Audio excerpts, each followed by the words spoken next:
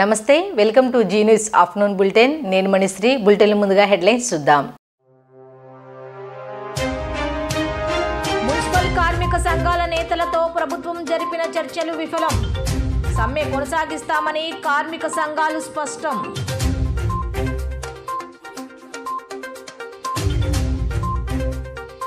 ఈ నెల 19వ తేదీన అంబేద్కర్ విగ్రహాన్ని ఆవిష్కరించిన సీఎం జగన్మోహన్ రెడ్డి ఈ కార్యక్రమంలో రాజ్యాంగాన్ని గౌరవించే ప్రతి ఒక్కరూ పాల్గొనాలని SC commission chairman Victor Prasad పిలుపు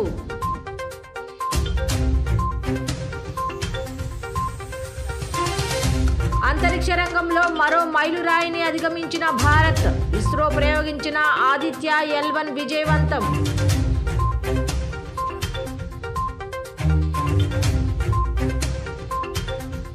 ప్రభుత్వ పాలన బాగుంటే ఎమ్మెల్యేలకు వైసీపీ టికెట్లు ఎందుకు నిరాకరిస్తుందని జనసేన నేత నాగబాబు ప్రశ్న మరోసారి వైసీపీ అధికారంలోకి వస్తే 50% మంది రాష్ట్రాన్ని వీడి వెళ్లిపోతారంటూ జోష్యం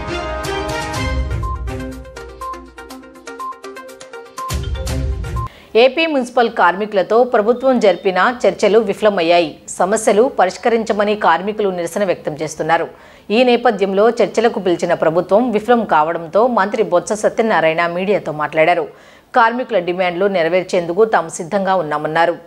ఏపీ మున్సిపల్ కార్మిక సంఘాల నేతలతో ప్రభుత్వం జరిపిన చర్చలు మరోసారి విఫలమయ్యాయి. అమరావతి సచివాలయంలో కార్మిక సంఘాల నాయకులతో మంత్రి బొత్స సత్యనారాయణ, సజ్జల రామకృష్ణారెడ్డి సమావేశమయ్యారు.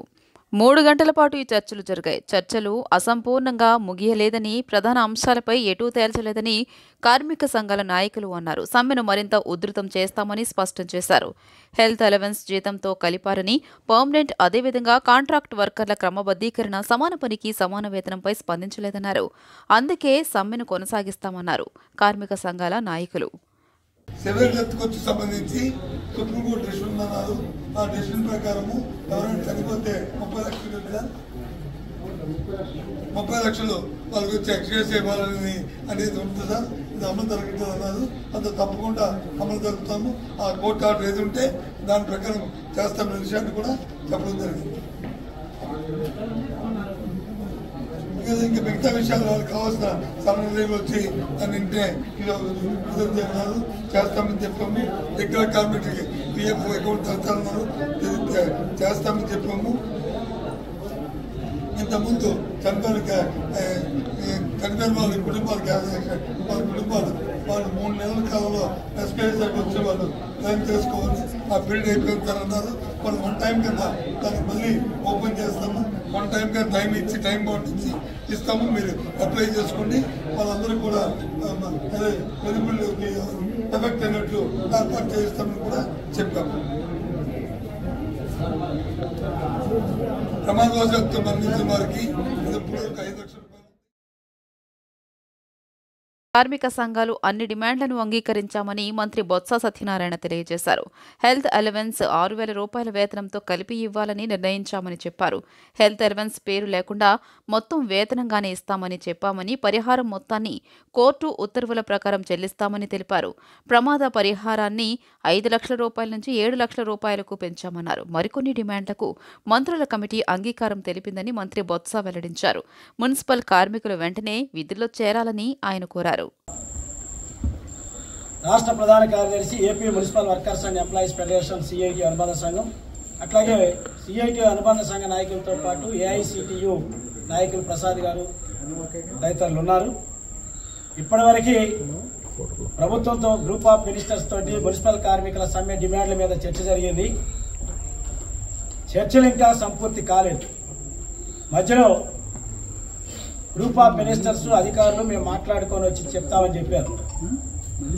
ఇప్పటి వరకు వాళ్ళు చెప్పినటువంటి ప్రతిపాదనలు శానిటేషన్ కార్మికులు ఎవరైతే ఉన్నారో వారికి ఇప్పటివరకు చెల్లిస్తున్నటువంటి 15,000 రూపాయల జీతం, 6,000 రూపాయల హెల్త్ అలవెన్స్ కలిపి 21,000గా జీతం చెల్లిస్తామన్నారు.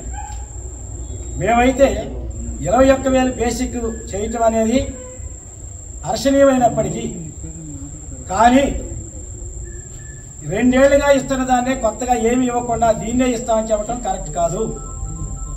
కాబట్టి వాళ్ళకి 1 నెల బోనస్ ఇవ్వండి అని అడిగాం, ప్రతిపాదించాం. నెల బోనస్ కాకపోతే ప్రతి నెల 2,000 3,000 జీతం పెంచండి, అప్పుడే మేము మాత్రం దీన్ని అంగీకరిస్తామని చెప్పాం. అది కుదరదు అన్నారు. కుదరదు కాదు, దీన్ని ఆలోచించాలి, లేదా బోనస్ అనే అన్నది. ఇప్పుడే మంత్రి గారు చాలా విషయాలు చెప్పారు, కానీ వారు చెప్పిన దాంట్లో ఇప్పటికే 2 సంవత్సరాల నుంచి ఇస్తున్నటువంటి 21,000 రూపాయలని 6,000 రూపాయలు హెల్త్ అలవెన్స్తో కలిపి 21,000 వేతనం ఇస్తున్నారు. ఇప్పుడు వాళ్ళు చేసిన ఇదేమంటే ఆ 21,000ని కన్ఫర్మ్ చేస్తూ హెల్త్ అలవెన్స్ తీసేశారు. హెల్త్ అలవెన్స్ తీసేయడం వల్ల 32,000 మంది మున్సిపల్ కార్మికులకి ₹1 కూడా అదనంగా వేతనం పెరిగేటటువంటి పరిస్థితి లేదు. వారు చెప్తున్నారు 2 సంవత్సరాల క్రితం మేము వేతనం పెంచాము, మళ్ళీ ఇంతలోనే ఎలా వేతనం పెంచుతామని. 2 సంవత్సరాల క్రితం పెంచినప్పుడే మా కనీస వేతనం 21,000 ఉండాలని చెప్తే ఆ రోజుల్లో మాకు ఆర్థిక పరిస్థితి బాగలేదని చెప్పేసి కొద్దిగా పెంచడం జరిగింది. అందుకని దాన్ని 2 సంవత్సరాలు అంటే ఇదేమి గవర్నమెంట్ ఉద్యోగులు కాదు, కాంట్రాక్ట్ ఉద్యోగులు. గవర్నమెంట్ ఉద్యోగులు అయితే పెరుగుతున్న దానికి అనుగుణంగా టీఏలు, డిఏలు, ఇతర అలయన్స్లు అన్నీ కూడా వచ్చాయి. ఆంధ్రప్రదేశ్ ప్రభుత్వం ఏర్పాటు చేసిన దేశంలోనే అతి ఎత్తైన 125 అడుగుల డాక్టర్ బిఆర్ అంబేద్కర్ విగ్రహం దేశానికే తలమానికంగా నిలవనుందని రాష్ట్ర SC commission chairman Marumudi Victor Prasad అన్నారు. ఈ నెల 19వ తేదీన రాష్ట్ర ముఖ్యమంత్రి వైఎస్ జగన్మోహన్ రెడ్డి విగ్రహాన్ని ఆవిష్కరిస్తారని చెప్పారు.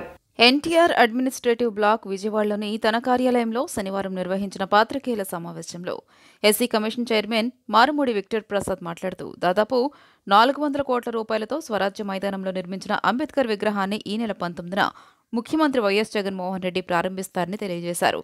అంబేద్కర్ విగ్రహాన్ని ఈక్వాలిటీ ఆఫ్ లిబర్టీగా రాష్ట్ర ప్రభుత్వం అత్యంత ప్రతిష్టాత్మకంగా ఏర్పాటు చేసిందని, బడుగు బలహీన వర్గాల వారు అంబేద్కర్ను స్ఫూర్తిగా తీసుకోవాలన్నారు. విజయవాడకే సెంటర్ ఆఫ్ అట్రాక్షన్గా నిలిచే అంబేద్కర్ విగ్రహం ప్రారంభోత్సవ కార్యక్రమానికి రాష్ట్రం నలుమూలల నుంచి ప్రతి ఒక్కరూ కుల మత పార్టీలకు అతీతంగా స్వచ్ఛందంగా తరలి రావాలని ఆయన ఆకాంక్షించారు. అంబేద్కర్ భావజాలంతో పరిపాలన సాగిస్తున్న ముఖ్యమంత్రి జగన్ అందరివాడైన అంబేద్కర్ స్మృతివనాన్ని అన్ని సదుపాయాలతో ఏర్పాటు చేశారన్నారు. ప్రతి ఒక్కరిని ఆకర్షించేలా డాక్టర్ బిఆర్ అంబేద్కర్ జీవిత చరిత్ర తెలిపే museum, mini theatre, convention centre, sky lighting, ఫౌంటైన్లు, లైబ్రరీ వంటి వాటితో సర్వాంగ సుందరంగా తీర్చిదిద్దారన్నారు. గత ప్రభుత్వం అంబేద్కర్ విగ్రహం నిర్మాణం విషయంలో ఒక్క అడుగు కూడా ముందుకు వేయలేదన్నారు. ప్రపంచ మేధావి, భారత రాజ్యాంగ నిర్మాత అయిన అంబేద్కర్ విగ్రహాన్ని ఈ ప్రభుత్వం ఏర్పాటు చేయడం చారిత్రాత్మకమన్నారు. అటువంటి ఈ గొప్ప కార్యక్రమానికి ప్రజాప్రతినిధులు, ఉద్యోగులు, కార్మికులు, మహిళలు ప్రతి ఒక్కరూ పెద్ద ఎత్తున హాజరై విజయవంతం చేయాలని పేర్కొన్నారు. ఇందులో భాగంగా రేపటి నుంచి ఈ నెల 19వ తేదీ వరకు అన్ని జిల్లాల్లో పండుగ వాతావరణంలో పలు కార్యక్రమాలు నిర్వహించడం జరుగుతుందని, వీటిలో రాజ్యాంగాన్ని గౌరవించే ప్రతి ఒక్కరూ పాల్గొనాలని విక్టర్ ప్రసాద్ స్పష్టం చేశారు. బాబాసాహెబ్ అంబేద్కర్ గారి విగ్రహం ఆవిష్కరణ కార్యక్రమం అంటే 125 అడుగుల బాబాసాహెబ్ అంబేద్కర్ విగ్రహ ఆవిష్కరణ కార్యక్రమాన్ని 19వ తారీఖున రాష్ట్ర ముఖ్యమంత్రి గౌరవనీయులు జగన్మోహన్ రెడ్డి గారు విగ్రహాన్ని ఆవిష్కరిస్తున్నారు. ఇది మన దేశంలోనే అత్యంత ఎత్తైనటువంటి అంటే 80 అడుగులు టోమ్ ఉంటుంది, 125 అడుగులు ఫీట్ విగ్రహం ఉంటుంది. మొత్తం 205 అడుగుల ఎత్తైన విగ్రహాన్ని 400 కోట్ల రూపాయల వెచ్చించి ఒక బ్రహ్మాండమైనటువంటి చారిత్రాత్మకమైనటువంటి సైట్ సీయింగ్ ప్లేస్గా స్వరాజ్య మైదానంలో బాబాసాహెబ్ అంబేద్కర్ విగ్రహం ఆవిష్కరించబడుతుంది. ఈ కార్యక్రమానికి రాష్ట్ర నలుమూల నుండి లక్షలాది మంది ప్రజలు స్వచ్ఛందంగా తరలివచ్చి ఈ చారిత్రాత్మకమైనటువంటి కార్యక్రమాన్ని విజయవంతం చేయవలసిందిగా కోరుతా ఉన్నాను. తెలంగాణ సీఎం రేవంత్ రెడ్డి ఇంటికి కాంగ్రెస్ నాయకురాలు వైఎస్ షర్మిల చేరుకున్నారు. తన కుమారుడి వివాహానికి ఆహ్వానించేందుకు ఆమె వచ్చినట్లు తెలుస్తోంది. ఆమె తనయుడు వైఎస్ రాజారెడ్డికి ప్రియా అట్లూరితో ఈ నెల 18న నిశ్చితార్థం, వచ్చే నెల 17న వివాహం జరగనున్న సంగతి తెలిసిందే. ఈ క్రమంలో ఇప్పటికే ఆమె తన సోదరుడు వైఎస్ జగన్ సహా పలువురు ప్రముఖులను వివాహానికి ఆహ్వానించారు. పశ్చిమ శాసనసభ్యులు వెల్లంపల్లి శ్రీనివాసరావును మధ్య నియోజకవర్గం కార్పొరేటర్లు, నాయకులు భవానీపురంలోని వైఎస్ఆర్ కాంగ్రెస్ పార్టీ జిల్లా కార్యాలయంలో శనివారం కలిశారు. మధ్య నియోజకవర్గం బాధ్యుడిగా నియమితులైన వెల్లంపల్లిని కలిసి మద్దతు తెలిపారు. ఆయన్ను కలిసిన వారిలో deputy mayor Sailaja, corporator Shaheena Sultana నాయకులు ఉన్నారు. ప్రభుత్వ పాలన బాగుంటే ప్రస్తుతం ఉన్న వైసీపీ ఎమ్మెల్యేలకు మార్చుతూ టికెట్లు నిరాకరించడం ఎందుకని, ఎమ్మెల్యేలను కాదు ముఖ్యమంత్రిని మార్చాలని ప్రజలు నిర్ణయం తీసుకున్నారని జనసేన రాష్ట్ర ప్రధాన కార్యదర్శి కొణిదెల నాగబాబు అన్నారు. మరోసారి జగన్ వస్తే 50% మంది రాష్ట్రం వీడి వెళ్తారని, జగన్ను దించేందుకు ప్రజలు సిద్ధంగా ఉన్నారని వ్యాఖ్యానించారు. సంక్షేమం పేరుతో జగన్ మాయ చేస్తున్నారని విమర్శించారు. టీడీపీ జనసేన ప్రభుత్వం వచ్చాక సంక్షేమం అభివృద్ధి చేస్తామని చెప్పారు. తెనాలి నియోజకవర్గ కార్యాలయంలో శనివారం నియోజకవర్గ నేతలు, కార్యకర్తలు, వీర మహిళలతో సమావేశం నిర్వహించారు. ఈ సందర్భంగా నాగబాబు మాట్లాడుతూ వైసీపీ పాలనలో రాష్ట్రంలో బతకలేమని, 24 లక్షల మంది వలస వెళ్లిపోయారని, ఇది ఖచ్చితంగా ప్రభుత్వ పాలనా వైఫల్యమేనని అన్నారు. పరిశ్రమలు రాక, ఉపాధి లేక యువ శక్తి నిర్వీర్యం అయిపోయింది. టీడీపీ ప్రభుత్వంలో మొదలుపెట్టిన రాజధానిని కూడా వెనక్కు నెట్టారన్నారు. అవినీతి విచ్చలవిడిగా పెరిగి రాష్ట్రంలో దోపిడీ పెరిగిపోయిందన్నారు. ఏపీలో అన్ని రంగాలను నాశనం చేసి ఇథియోపియా దేశం తరహాలో తయారు చేశారన్నారు. దేశంలో ఎక్కడ గంజాయి దొరికినా దాని మూలాలు రాష్ట్రంలోనే కనిపిస్తున్నాయన్నారు. వైసీపీ నాయకులు గంజాయిని ప్రోత్సహించి వేల కోట్ల రూపాయలు వెనకేసుకున్నారన్నారు. ముఖ్యమంత్రి హోదాలో ఉన్న వ్యక్తి పిల్లలకు సంబంధించిన సభలో పెళ్లిళ్లు, భార్యల గురించి మాట్లాడడం బాధాకరమన్నారు. తెలంగాణ తీసుకొచ్చారనే పేరొందిన కేసీఆర్నే ప్రజలు గద్దె దింపితే ప్రజల్ని అష్టకష్టాలు పెట్టిన వైసీపీకి ప్రజలు బలంగా బుద్ధి చెప్పేందుకు సిద్ధంగా ఉన్నారన్నారు. తెనాలి నియోజకవర్గం ఓటర్లు నాదెండ్ల మనోహర్కు అండగా నిలిచి గెలిపించాలని నాగబాబు కోరారు. 2019లో జనసేన ఓడిపోయినా నిరాశ చెందకుండా పవన్ కళ్యాణ్తో నిస్వార్థంగా ప్రయాణం చేసి క్లిష్ట కాలంలో పార్టీకి అండగా నిలిచారన్నారు. వేరే వేరే పార్టీల్లోకో లేకపోతే ఎస్పెషల్లీ వైసీపీలోకి వెళ్ళిపోయినటువంటి వాళ్ళు ఉన్నారు.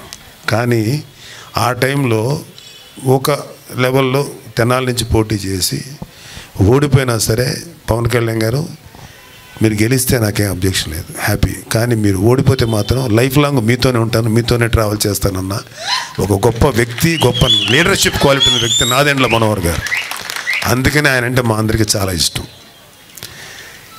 ఇవాళ ఎవరు ఎన్ని చెప్పినా సరే, ఎన్ని మాట్లాడినా సరే, మనోహర్ గారు జనసేనలో పవన్ కళ్యాణ్ గారి తర్వాత అత్యంత ముఖ్యమైన నాయకుడు ఆయన. సెంట్రల్ నియోజకవర్గంలో తాను అధికారంలో ఉండగా జరిగిన అభివృద్ధి తప్ప ఈ వైఎస్ఆర్ కాంగ్రెస్ పార్టీ పాలనలో 1% పనులు కూడా ముందుకు సాగలేదని తెలుగుదేశం పార్టీ పొలిట్ బ్యూరో సభ్యులు బోండా ఉమామహేశ్వరరావు అన్నారు. చంద్రబాబు నాయుడు, పవన్ కళ్యాణ్ల కలయికతో రానున్న రోజుల్లో ప్రజలకు మేలు జరుగుతుందన్నారు. స్థానిక 24వ డివిజన్ నిమ్మతోట కూడలి విశాలాంధ్ర రోడ్లో మధ్య నియోజకవర్గం జనసేన సమన్వయకర్త బొలిశెట్టి వంశీకృష్ణతో కలిసి బోండా ఉమా ఇంటింటికి వెళ్లి తేదేపా మేనిఫెస్టో బాండ్లను పంపిణీ చేశారు. ఈ సందర్భంగా ఆయన మాట్లాడుతూ జనసేన తేదేపా కలయికతో వైకాపా గుండెల్లో దడ మొదలైందన్నారు. ఈరోజు విజయవాడ సెంట్రల్ నియోజకవర్గం 24వ డివిజన్ మరి తెలుగుదేశం ఇన్ఛార్జ్ పొలిట్ బ్యూరో సభ్యులు, మాజీ శాసనసభ్యులు శ్రీ బోండా ఉమామహేశ్వరరావు గారితో పాటు ఈ రోజున మరి ఈ యొక్క ఫ్లాట్స్ అన్నింటిలో కూడా మై హోమ్ ఫ్లాట్స్లో ప్రతి ఇంటికి కూడా వెళ్ళి ఈ రోజున భవిష్యత్ గ్యారంటీ, బాబు షూరిటీ భవిష్యత్ గ్యారంటీ అనే కార్యక్రమం ద్వారా ప్రతి ఇంటికి వెళ్ళడం జరుగుతుంది. మరి ప్రజలందరూ కూడా స్వచ్ఛందంగా ముందుకు వచ్చి ఈ యొక్క జనసేన తెలుగుదేశం ప్రభుత్వం వస్తే ఈ ప్రభుత్వంలో పడుతున్న బాధలన్నీ కూడా పోతే తప్పకుండా మీకు మద్దతు ఇస్తాం. గతంలో కూడా తెలుగుదేశంకి అలాగే మన బోండా ఉమామహేశ్వరరావు గారికి కూడా మనం గతంలో ఓట్లు వేసాం, కానీ కొద్దిగా పోయింది. ఈసారి అది కూడా ఛాన్స్ లేకుండా తప్పకుండా అత్యధిక మెజార్టీతో మిమ్మల్ని గెలిపిస్తామని కూడా ఈ ప్రజలకు తెలియజేస్తున్నారు. బొలిశెట్టి వంశీకృష్ణ మాట్లాడుతూ ఎన్నికలకు ఇంకా 3 నెలల సమయం మాత్రమే ఉందని, ఈ కార్యాచరణను కింది స్థాయి వరకు ప్రతి ఇంటికి తీసుకెళ్లి సీఎం జగన్ పాలనకు చరమగీతం పాడాలని ప్రతి కార్యకర్త పిలుపునివ్వాలన్నారు. జనసేన అధినేత పవన్ కళ్యాణ్ గారు, తెలుగుదేశం అధినేత చంద్రబాబు నాయుడు గారి ఆదేశాల మేరకు రాష్ట్రం మొత్తం కూడా జనసేన అండ్ తెలుగుదేశం పార్టీ శ్రేణులు ఇరు పార్టీలు ఇచ్చినటువంటి మేనిఫెస్టోని గడప గడపకి తీసుకెళ్తా ఉన్నాయి. గత 5 సంవత్సరాల్లో జగన్మోహన్ రెడ్డి పరిపాలనలో ఏ విధంగా నష్టపోయారో ప్రజలందరూ కూడా ఇవాళ ఒక్క ఛాన్స్కి అవకాశం ఇచ్చి మేము ఎంత నష్టపోయామో అని చెప్పి కన్నీటి పరిమితమవుతున్న ఈ సందర్భంలో రేపు జనసేన తెలుగుదేశం అధికారంలో రావడం ఖాయం అని రాష్ట్రం మొత్తం కూడా స్పందనలు తెలుస్తూ ఉంది. ఏ సర్వే చేసినా ఆఖరికి వైసీపీ సర్వేల్లో కూడా జనసేన తెలుగుదేశం పార్టీ కూటమి ప్రభుత్వం ఏర్పాటు చేయడం ఖాయమని తెలుస్తూ ఉంది. తేదేపా రాష్ట్ర కార్యదర్శి నవనీతం సాంబశివరావు, 55వ డివిజన్ అధ్యక్షుడు ఇజ్ఞాడ Durgarao, B Apparao, B Siva, V Venugopal, G Haribabu, B Veerababu, B Lakshmi, Gajula Ravi, Gajula Raju, Radharanga Mitramandali నాయకులు పంచకర్ల రాంబాబు, శ్రీ చిచ్చుల సుధాకర్, రత్నం రమేష్, మారాసు రమణ, వంశీధర్, కె ఈశ్వర్, నెరుసు ఆంజనేయులు, పి తేజ తదితరులు పాల్గొన్నారు. గతంలో పెన్షన్లు ఎప్పుడు ఇస్తారో కూడా తెలియని పరిస్థితి ఉండేదని తూర్పు నియోజకవర్గ వైసీపీ ఇన్ఛార్జ్ అవినాష్ తెలిపారు. వృద్ధులు ప్రతినిత్యం కార్యాలయాల చుట్టూ తిరిగి విసిగి వేసారిపోయేవారని పేర్కొన్నారు. ఎన్నికలకు 2 నెలల ముందు పెన్షన్ పెంచి అప్పటి తెలుగుదేశం ప్రభుత్వం ఓట్ల కోసం డ్రామాలు ఆడిందని విమర్శించారు. తూర్పు నియోజకవర్గం పరిధిలో 20, 21, 22వ డివిజన్లకు సంబంధించి పెన్షన్ల పెంపు కార్యక్రమాన్ని కృష్ణాలంకలోని ఏపీ ఎస్ఆర్ఎం స్కూల్ నందు నిర్వహించారు. ఈ కార్యక్రమానికి తూర్పు నియోజకవర్గ వైసీపీ ఇన్ఛార్జ్ దేవినేని అవినాష్ ముఖ్య అతిథిగా పాల్గొని మాట్లాడుతూ, గత ప్రభుత్వంలో కేవలం 39 లక్షల మందికి మాత్రమే పెన్షన్ ఇచ్చేవారని, కానీ నేడు వైఎస్ఆర్సీపీ ప్రభుత్వంలో అర్హతే ప్రామాణికంగా 70 లక్షల మందికి ఇస్తున్నారని, దేశంలో ఇంత పెద్ద మొత్తంలో పెన్షన్లు ఇస్తున్న ఏకైక ప్రభుత్వం వైఎస్ఆర్సీపీనేనని చెప్పారు. జన్మభూమి కమిటీల చుట్టూ ప్రదక్షిణలు చేసే అవసరం లేకుండా, పెన్షన్లకు లంచాలు ఇచ్చే పరిస్థితి లేకుండా అర్హతను బట్టి నేరుగా ఇంటి వద్దకే పెన్షన్లు అందిస్తున్న ఘనత తమ ప్రభుత్వానిదేనని స్పష్టం చేశారు. వయసు మీరిన తర్వాత తమ సంతానంపై ఆధారపడకుండా అవ్వాతాతలకు ఈ పెన్షన్ ఎంతో ఉపయోగపడుతుందని పేర్కొన్నారు. అన్నపూర్ణ ట్రస్ట్ ఆధ్వర్యంలో నిరాశ్రులైన పేదలకు అన్న వితరణ కార్యక్రమం నిర్వహించడం అభినందనీయమని జనసేన పార్టీ సెంట్రల్ నియోజకవర్గ సమన్వయకర్త బొలిశెట్టి వంశీకృష్ణ అన్నారు. గత 10 సంవత్సరాలుగా సేవా దృక్పథంతో సేవా కార్యక్రమాలు నిర్వహిస్తున్నామని చెప్పారు. ఇలాంటి కార్యక్రమాలు మరిన్ని చేయాలని ఆయన ఆకాంక్షించారు. విజయవాడ రైల్వే స్టేషన్ వద్ద అన్నపూర్ణ ఫుడ్ ట్రస్ట్ ఆధ్వర్యంలో నిరాశ్రయులైన పేదలకు అన్న వితరణ కార్యక్రమం నిర్వహించారు. ఈ కార్యక్రమంలో ముఖ్య అతిథిగా జనసేన పార్టీ సెంట్రల్ నియోజకవర్గ సమన్వయకర్త బొలిశెట్టి వంశీకృష్ణ పాల్గొని ఆయన చేతుల మీదుగా అన్న వితరణ కార్యక్రమం నిర్వహించారు. ఈ సందర్భంగా ఆయన మాట్లాడుతూ, జనసేన అధినేత పవన్ కళ్యాణ్ డొక్కా సీతమ్మల స్ఫూర్తితో నిరాశ్రయులైన పేదలకు ఆహారాన్ని అందిస్తూ అన్నపూర్ణ ఫుడ్ ట్రస్ట్ నిర్వాహకులు జ్యోతి గత 10 సంవత్సరాలుగా సేవా దృక్పథంతో పలు సేవా కార్యక్రమాలు నిర్వహిస్తున్నారని చెప్పారు. ఇటువంటి ఉదార మనసుతో నిరుపేదలకు ఆహారాన్ని అందించడం అభినందనీయమని ఆయన కొనియాడారు. రాబోయే కాలంలో మరెన్నో సేవా కార్యక్రమాలు ఆమె నిర్వహించాలని ఆకాంక్షించారు. వారికి కావాల్సిన తోడ్పాటును జనసేన పార్టీ ఎప్పుడూ అందిస్తుందని చెప్పారు. ఆహారం పథకం ప్రకారం ప్రతి ఒక్కరికి పేదలకి ఈ యొక్క ప్రజలుగా ఎక్కడైతే రైల్వే స్టేషను అలాగే నిరుద్యోగులు ఎక్కడైతే ఉంటారో వాళ్ళందరికీ కూడా భోజనం పెట్టి తన శక్తి కొలది 10 సంవత్సరాల నుంచి సేవా కార్యక్రమాలు ఉన్నారు. వారికి ముఖ్యంగా ఈ సందర్భం వారికి ముందు ప్రత్యేకంగా జ్యోతి గారికి నా ధన్యవాదాలు తెలియజేసుకుంటున్నాను. హృదయపూర్వక ధన్యవాదాలు. ఇలాగే వారికి ఆ భగవంతుడు అష్టారోగ్యాలు ఆరోగ్యాన్ని ఇచ్చి పేదలకు ఇంకా సేవ చేయాలని మనస్ఫూర్తిగా కోరుకుంటూ రాబోయే రోజుల్లో వారికి పవన్ కళ్యాణ్ గారి యొక్క స్ఫూర్తితో మేము కూడా వారికి అండదండలు అందించడానికి జనసేన పార్టీ తరపు నుంచి పూర్తి సహాయ సహకారాలు అందిస్తామని కూడా ఈ సందర్భంగా తెలియజేస్తున్నాం. అయోధ్యలో ఈ నెల 22న జరిగే రాముడి విగ్రహ ప్రాణ ప్రతిష్ఠా కార్యక్రమానికి నేపాల్ నుంచి 1,100 రకాల కానుకలు వచ్చాయి. ఇందులో దుస్తులు, ఆభరణాలు, వెండి పాత్రలు, చీరలు, ధోవతులు, మంచం, టేబుల్, కుర్చీ వంటి వస్తువులతో పాటు పలు రకాల స్వీట్లు ఉన్నాయి. అక్కడి జానకి మందిర్ పూజారి మహంత్ రామ్ ఈ కానుకలను రామజన్మభూమి ట్రస్టుకు అందజేశారు. కాగా నేపాల్లోని జనక్పూర్ సీతాదేవి పుట్టిన ప్రదేశమని అక్కడి ప్రజల విశ్వాసం. అంతరిక్ష రంగంలో భారత్ మరో మైలురాయిని అందుకుంది. సూర్యుడిని అధ్యయనం చేసేందుకు ఇస్రో ప్రయోగించిన ఆదిత్య L1 తన గమ్యస్థానాన్ని విజయవంతంగా చేరుకుంది. భూమి నుంచి సూర్యుడి దిశగా 15 లక్షల కిలోమీటర్ల దూరంలోని లగ్రాంజ్ పాయింట్ చుట్టూ ఉన్న కక్షలోకి ప్రవేశించింది. సూర్యుడిని పరిశోధించేందుకు భారత అంతరిక్ష పరిశోధన సంస్థ ఇస్రో చేపట్టిన తొలి ప్రయోగం ఇదే. It is Sundance. This is the third success story in the trilogy of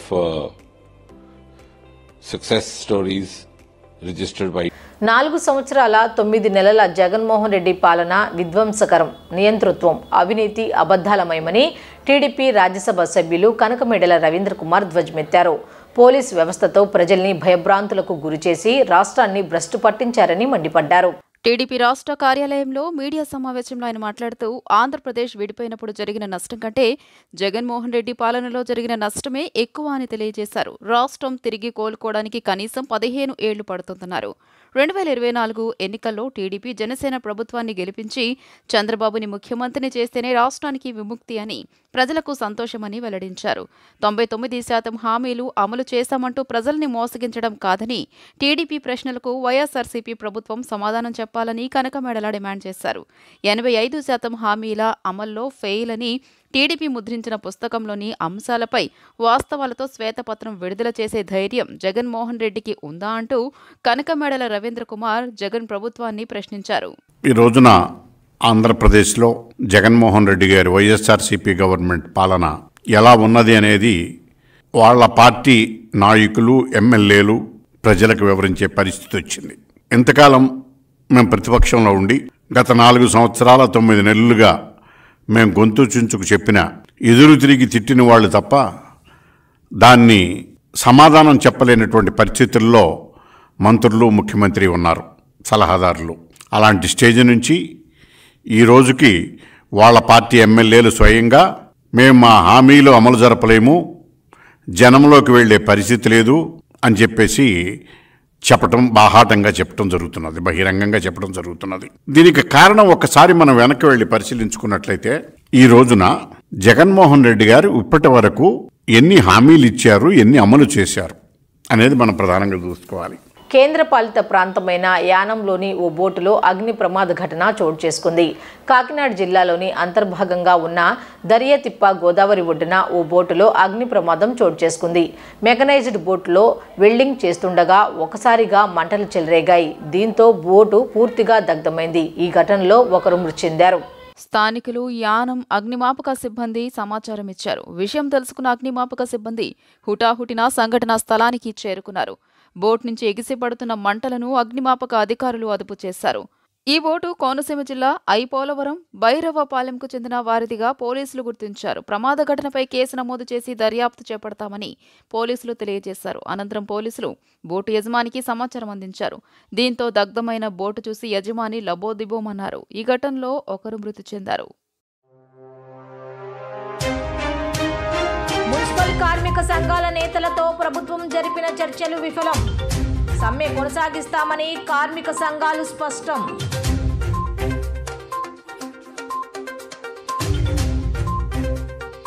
ఈ నెల 19వ తేదీన అంబేద్కర్ విగ్రహాన్ని ఆవిష్కరించిన సీఎం జగన్మోహన్ రెడ్డి ఈ కార్యక్రమంలో రాజ్యాంగాన్ని గౌరవించే ప్రతి ఒక్కరూ పాల్గొనాలని SC commission chairman Victor Prasad పిలుపు.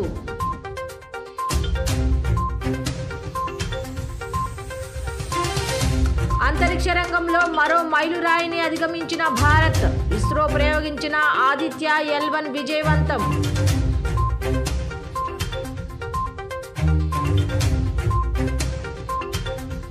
ప్రభుత్వ పాలన బాగుంటే ఎమ్మెల్యేలకు వైసీపీ టికెట్లు ఎందుకు నిరాకరిస్తుందని జనసేన నేత నాగబాబు ప్రశ్న.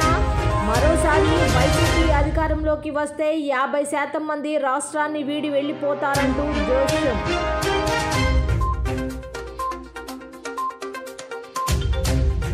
ఈ వార్తలు ఇంతటితో సమాప్తం.